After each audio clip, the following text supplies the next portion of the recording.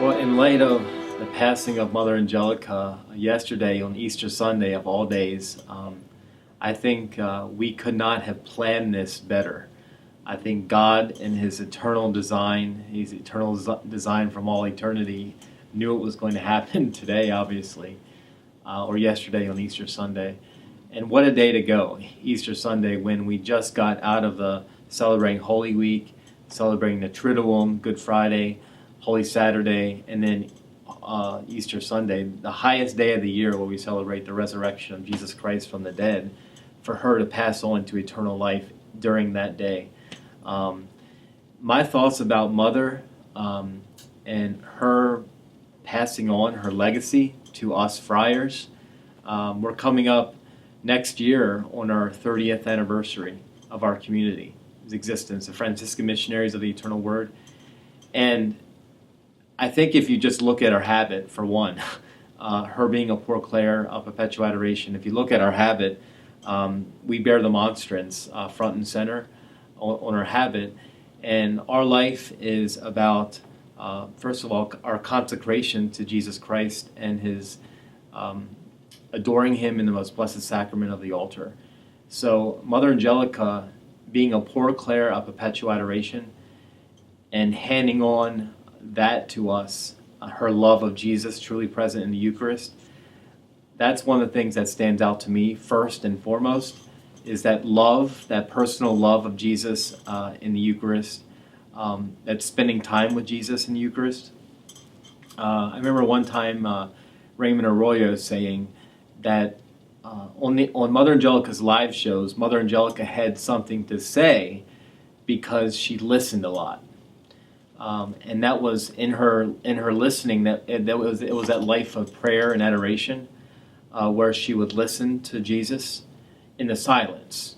You know, there was this dialogue with silence, and I think that's what her example passes on to us, is that when in our ministry, as priests and brothers, especially as priests, when we're preaching the gospel from the pulpit, when we're preaching and teaching catechesis to the pilgrims here and all over the world, we're asked to do kind of retreats and parish missions. And I think all of that has to be rooted, all of our preaching has to be rooted in our relationship with Jesus in the Eucharist.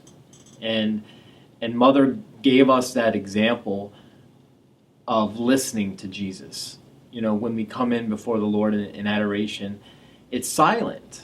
And a lot of people have trouble with that. You know, and I think Mother would teach them through her live shows to be okay with that struggle, you know, when we come before Jesus in the Eucharist, to be okay with the silence, you know, because we live in such a world that is saturated with noise, we all have our media, we all have our multimedia, cell phones and computers and all this stuff and all this noise that we're constantly bombarding ourselves with.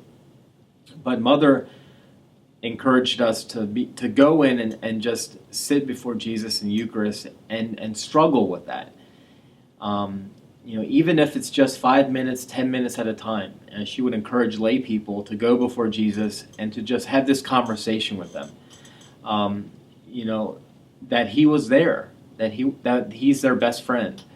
And that's one of the greatest things that I think she passes on to us, Franciscan missionaries of the Eternal Word, is her legacy and her love of Jesus in the Blessed Sacrament. That Jesus is you know, was her spouse, you know, and that she had such a personal relationship with Jesus that everything that she did, I think we can say, at EWTN, around the cloister, founding the shrine, I think everything that she did was centered around her love of Jesus in the Eucharist.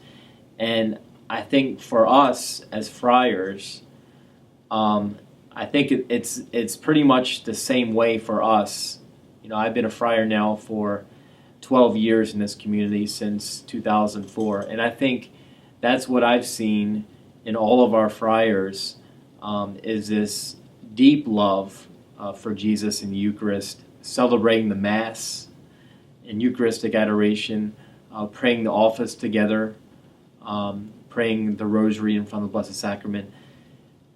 That's what really attracted me to our way of life. When I came here to visit so many years ago in 2002 for the first time, that's what attracted me when I saw how the friars treated the Blessed Sacrament, how the friars, put Jesus in the Blessed Sacrament first. He was there first and foremost, and that's what I've learned throughout the years, these last 12 years, is we've got that from Mother Angelica, and Mother Angelica, she was that example of wholehearted fidelity to Jesus and her devotion to Jesus in the Most Blessed Sacrament.